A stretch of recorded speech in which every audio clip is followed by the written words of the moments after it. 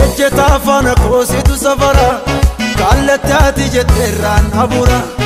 Ejjeta afaan koositu safara kallattii jetteerraan abura. Deemsa adda jinneem kanan deemu ayyama keen qabaam hin horkamu. Deemsa adda jinneem kanan deemu ayyama keen qabaam hin horkamu. Balbalaan ilaalee itti deemu dhiiba nama malee hin cufamu.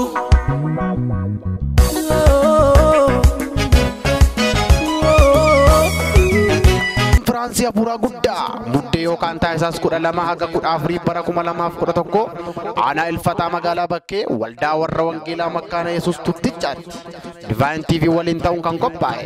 Konferaansi kana irratti wangeelli mootummaa Waaqayyoo ni lallabama. Dhukkubsattootaaf ni kadhatama.